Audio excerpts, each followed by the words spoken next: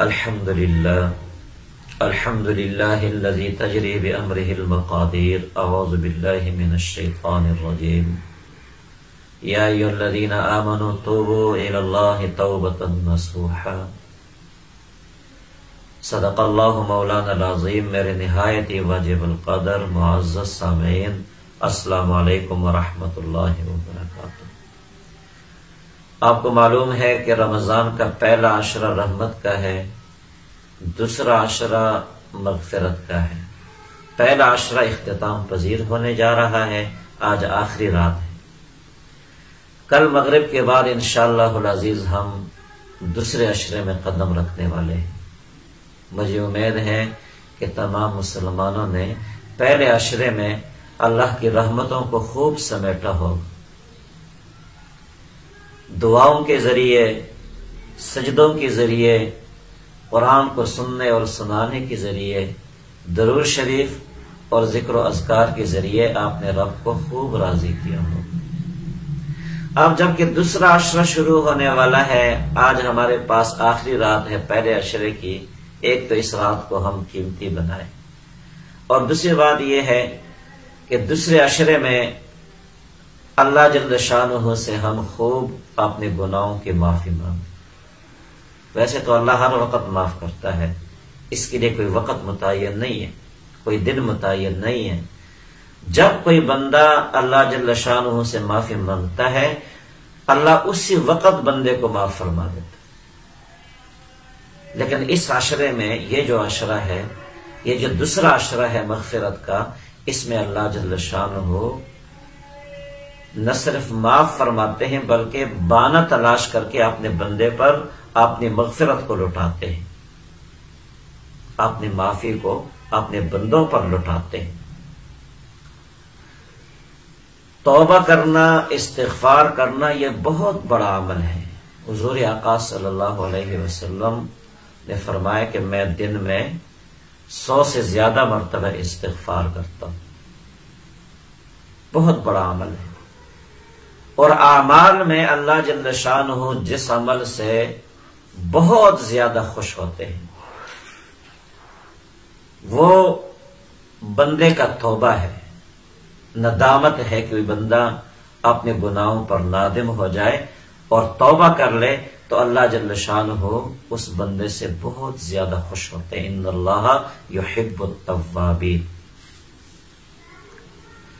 اس دنیا میں جب اللہ جل شانہ نے یہ دنیا بنائی، آدم علیہ السلام کو زمین پر اتارا، تو جو پہلا عمل ہوا، اللہ جل شانہ نے جو پہلا عمل سکھایا اپنے بندے کو، آدم علیہ السلام کو، اور آدم علیہ السلام نے جو پہلا عمل سر انجام دیا وہ توبے کا ہے. علماء نے لکھا ہے کہ آدم علیہ السلام اللہ کے سامنے اتنے روئے، اگر ان کے آنسوں کو جمع کیا جائے تو اس سے دریا بن جائے. اتنے اللہ کے سامنے روئے. پھر اللہ جل شانہ نے آدم علیہ السلام کو فَتَلَقَّى آدَمُ مِن رَبِّهِ كَلِمَاتٍ فَتَابَ عَلَيْهِ. اللہ جل شانہ نے خود آدم علیہ السلام کو کلمات سکھائے کہ اے میرے آدم، آپ ان کلمات کے ذریعے مجھ سے معافی مانگے، میں تمہیں معاف کر دوں. وہ کلمات کیا ہیں؟ ربنا ظلمنا انفسنا وَإِن لَّمْ تَغْفِرْ لَنَا وَتَرْحَمْنَا لَنَكُونَنَّ مِنَ الْخَاسِرِينَ. آدم علیہ السلام نے ان کلمات کے ذریعے اللہ جل شانہ سے معافی مانگ لی. اللہ نے آدم علیہ السلام کو معاف فرمایا.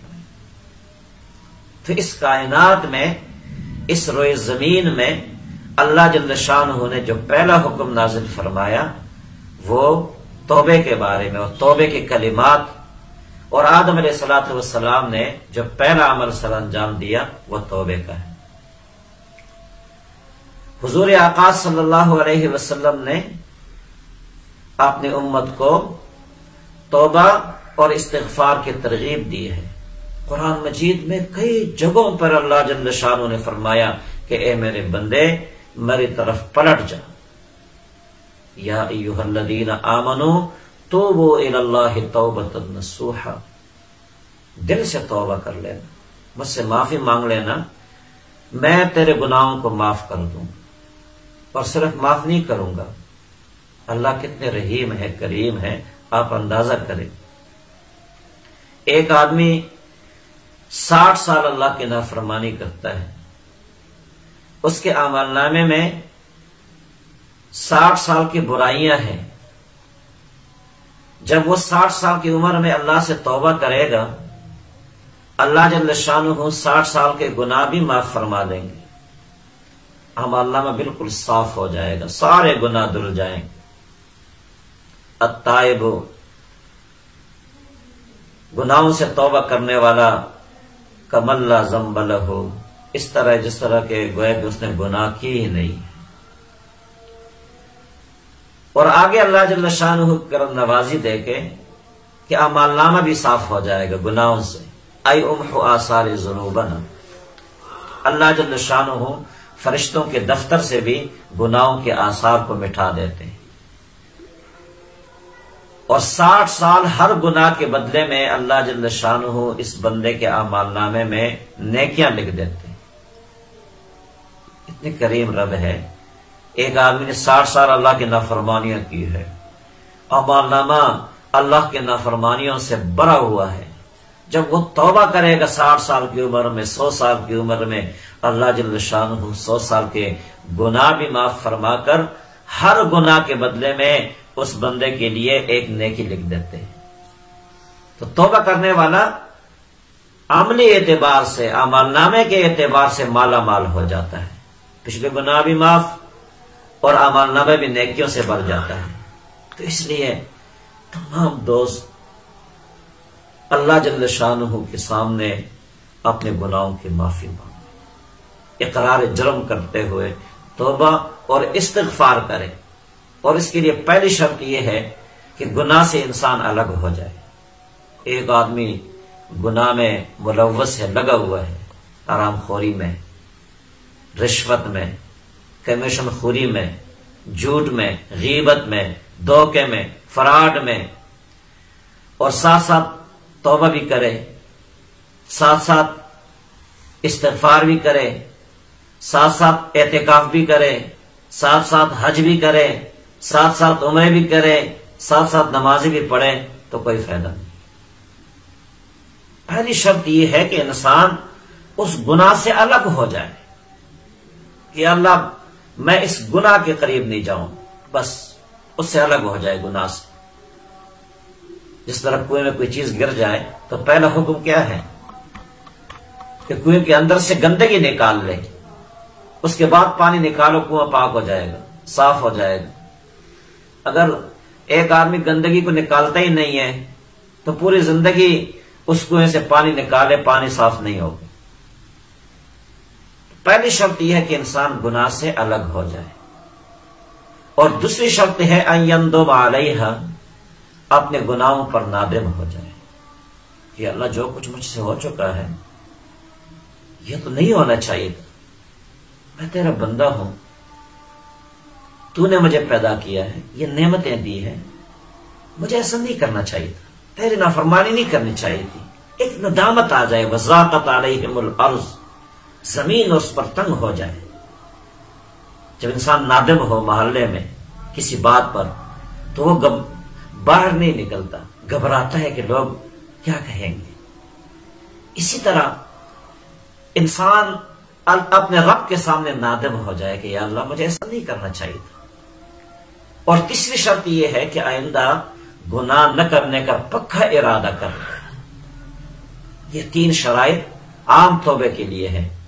اور چوتھی شرط یہ ہے اگر کسی کا حق ہے اس کی ادائیگی کر لے یا معافی کر لے، اس سے معافی مانگ لے، یار آپ کا مجھ پہ یہ حق تھا، ابھی تک میں نہیں دے سکا ہوں، دوں گا، یا معاف کر دے یا ادا کر لے اس کو، معافی یا تلافی۔ یہ 4 شرائط ہے توبے کی۔ یاد رکھے کسی کا حق معاف نہیں ہوتا۔ آپ بے شک پوری زندگی نمازیں پڑھے، حج کرتے رہیں، طواف کرتے رہے، کسی کا حق اس سے معاف نہیں ہوتا۔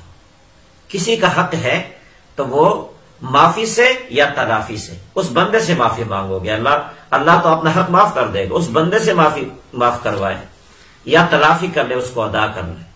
ان 4 شرائط کے ساتھ کوئی بھی بندہ اللہ جل شانہ سے توبہ کرے گا، معافی مانگے گا، اللہ جل شانہ پوری زندگی کے گناہ کو بھی معاف فرمائیں گے اور ہر گناہ کے بدلے میں اس آدمی کے لیے نیکی لکھیں گے، اعمال نامہ بھر جائے، مالا مال ہو جاتا ہے انسان ان 4 شرائط کے ساتھ توبہ کرنے اور استغفار کرنے کے بعد۔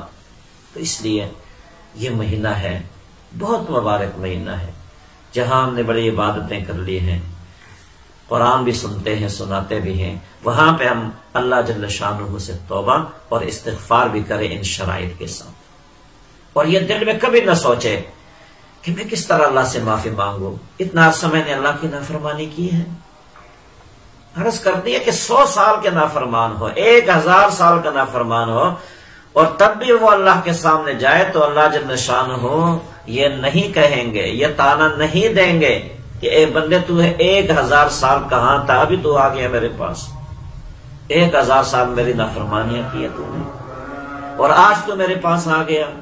یہ طعنہ اللہ جل شانہ نہیں دیں گے، بلکہ یہ ضرور کہیں گے کہ اے میرے بندے تو نے میری طرف آنے میں دیر کر دی ہے، تو نے میری طرف آنے میں دیر کر دی ہے، اب میری طرف سے بخشش میں کوئی دیر نہیں ہوگی، جا میں نے تیرے گناہوں کو معاف کر دیا۔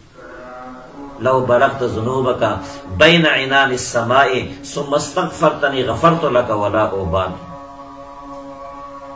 اللہ جل شانہ کہتا ہے کہ اے میرے بندے اگر تیرے گناہ زمین اور آسمان کی فضاؤں کو بھر دے، اتنے زیادہ ہو جائے، تیرے گناہوں سے زمین اور آسمان کی فضا بھر جائے، اس کے بعد تو مجھ سے معافی مانگ لے، جھک کے مجھ سے معافی مانگ لے، میں تمہیں معاف کر دوں گا ولا ابالی، اور مجھ سے کوئی نہیں پوچھ سکے گا کہ تو نے کیوں معاف کیا۔ اتنے کریم رب ہے کہ اتنے زیادہ گناہ ہو اور اللہ جل شانہ سے معافی مانگے، اللہ نے فرمایا میں تمہیں معاف کر دیتا ہوں ولا ابالی، اور مجھ سے کوئی نہیں پوچھ سکتا کہ تو نے اس کو کیوں معاف کر دیا، اس نے تو اتنا عرصہ تیری نافرمانی کی۔ آپ سوچیں دنیا میں عام آدمی کو راضی کرنے کے لیے بھی جرگہ کرنا پڑتا ہے، والدہ ناراض ہو جائے اس کو راضی کرنے کے لیے بہت کچھ کرنا پڑتا ہے، بھائی ناراض ہو جائے، بہن ناراض ہو جائے، لیکن اللہ کتنا کریم ہے جو ہمارا خالق بھی ہے، مالک بھی ہے، ہمارے سانسوں کے بھی مالک ہے، جب چاہے زندگی ختم کر دے، جس طرح زندگی دی ہے کسی سے پوچھا نہیں ہے، اور جب زندگی کا خاتمہ کرے گا تب بھی کسی سے نہیں پوچھے گا۔ وہ کریم رب، اس کو راضی کرنے کے لیے کسی دربار پہ جانے کی ضرورت نہیں ہے، کسی پہاڑ پہ جانے کی ضرورت نہیں ہے، کسی غار میں اترنے کی ضرورت نہیں ہے، بلکہ بس 3 شرائط کے ساتھ 3 جذبات دل میں پیدا ہو جائے، اللہ جل شانہ بندے کے گناہ معاف فرما دیتا۔ تو اس لیے کبھی ہم نے یہ نہیں سوچنا کہ میرے گناہ اتنی زیادہ ہیں، میں کیسے معافی مانگوں۔ اس دنیا میں سب سے بڑا سرمایہ دار اس روئے زمین پہ مصر میں موسیٰ علیہ السلام کے مقابلے میں قارون تھا، بہت بڑا سرمایہ دار تھا۔ اس نے موسیٰ علیہ السلام کی گستاخی کی، دعوت سے موسیٰ علیہ السلام نے ان کے لیے بد دعا فرمائی، وہ زمین میں دس گیا،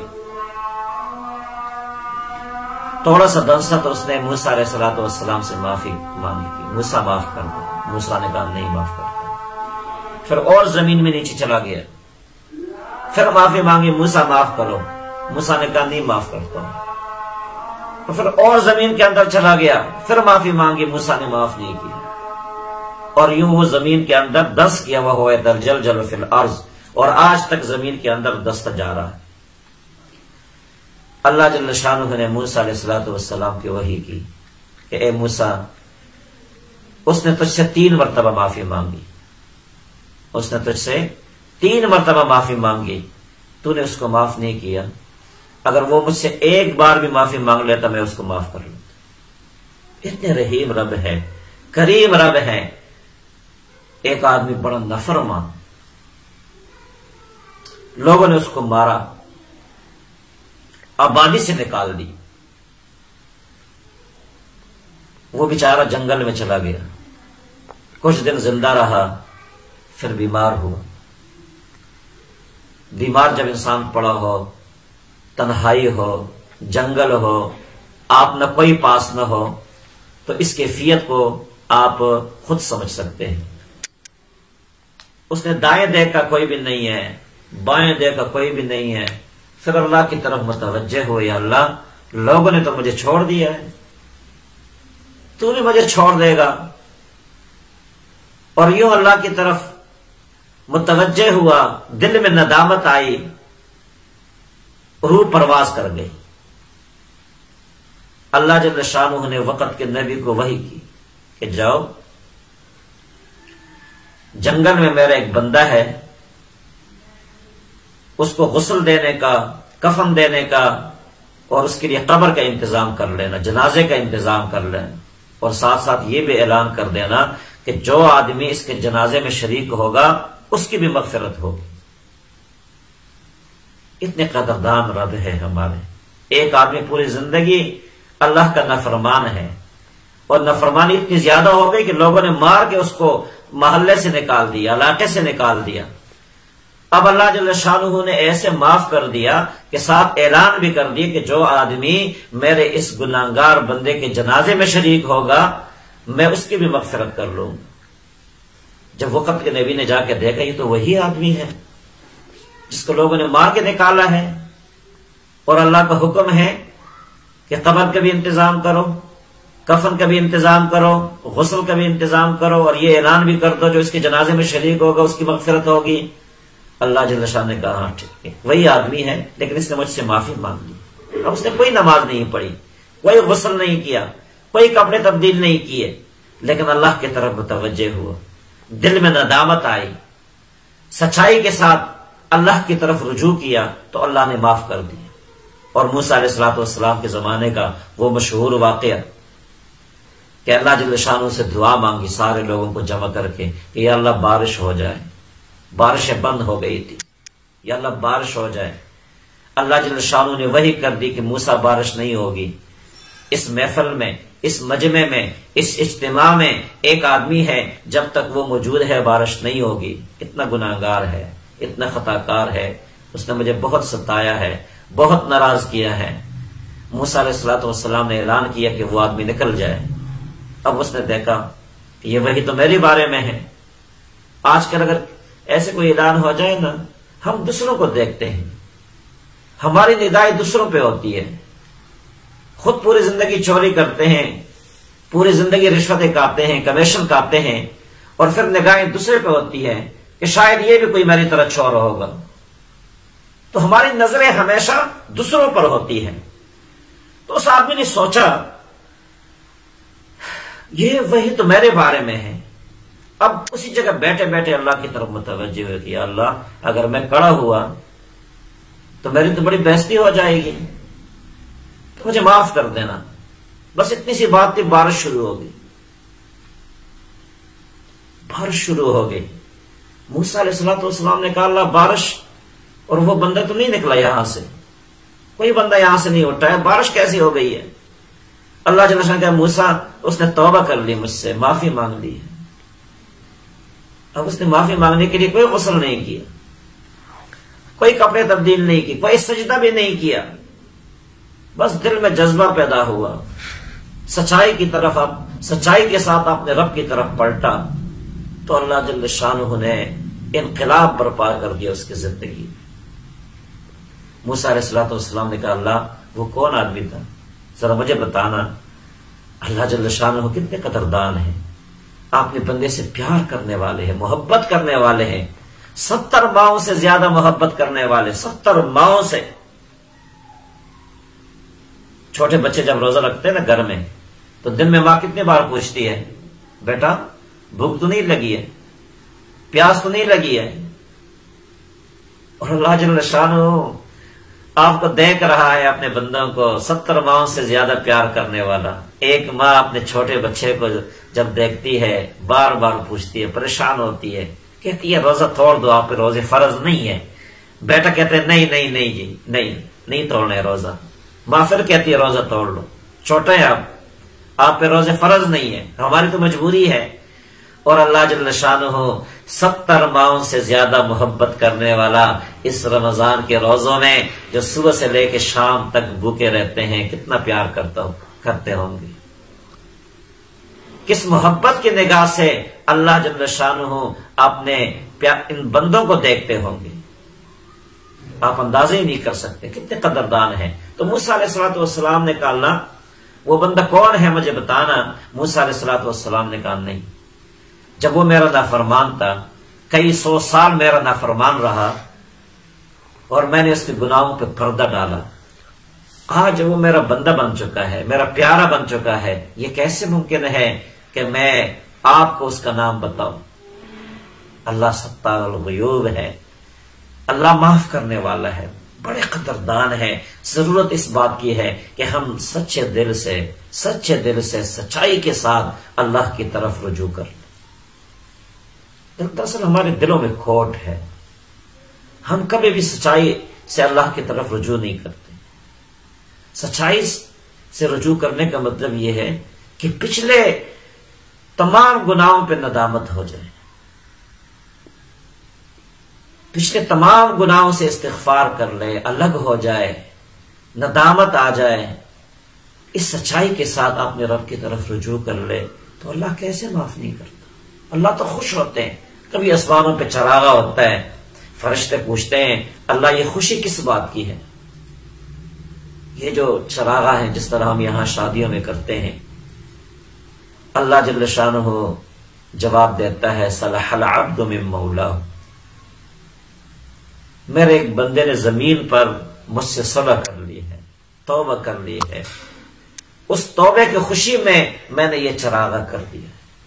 اتنے قدردان رب سے ہمارا واسطہ ہے، اس نے اتنا پیارا مہینہ ہمیں عطا فرمایا ہے، اتنا پیارا مہینہ، رمضان کا پیارا مہینہ، جس میں ایک فرض پڑھو تو 70 فرضوں کا ثواب ملتا ہے، نفل پڑھو تو فرض کا ثواب ملتا ہے، ہر چیز کے ثواب کو اللہ کئی 100 گنا بڑھا دیتے ہیں۔ اتنا پیارا مہینہ اللہ نے عطا فرمایا، برکتوں والا مہینہ عطا فرمایا، رحمتوں والا مہینہ عطا فرمایا۔ اور اگر ہم یوں رہے، یہ مہینہ یوں ہی گزر جائے گا ہمارے اوپر سے، ہمیں کوئی فائدہ نہیں ہوگا۔ دوستو اس سے فائدہ اٹھاؤ۔ آپ صلی اللہ علیہ وسلم نے ایک مرتبہ امین فرمایا، صحابہ نے عرض کی اللہ کے رسول دعا تو کسی نے مانگی نہیں، آپ نے امین فرمایا، ممبر پہ قدم مبارک رکھا تو امین فرمایا، دوسرے پہ امین فرمایا، تیسرے پہ، ان میں سے ایک بات آپ صلی اللہ علیہ وسلم نے فرمایا جبریل میرے پاس آئے تھے، اس نے بد دعا مانگی اس آدمی کے لیے کہ جس پر رمضان کا پورا مہینہ گزر جائے اس کی مغفرت نہ ہو، اللہ اس آدمی کو تباہ اور برباد کر لے۔ یہ کس کی بد دعا ہے؟ جبریل علیہ السلام نے بد دعا مانگی۔ آمین کس نے فرمایا؟ دعا کس نے مانگی؟ فرشتوں کے سردار نے۔ اور امین کس نے فرمایا؟ کائنات کے سردار نے امین فرمایا۔ اس دعا کی قبولیت میں کوئی شبہ نہیں ہے۔ دوستو اگر ابھی تک 10 دن گزر گئے، 10 دن گزر گئے، ابھی تک اگر ہم اس طرح عبادت نہیں کر سکے، ہمارا دل مطمئن نہیں ہے کہ ہم نے اپنے رب کو خوش کر دیا ہے، تو یقین کرے بہت خسارے کی بات ہے، بہت خسارے کی بات ہے۔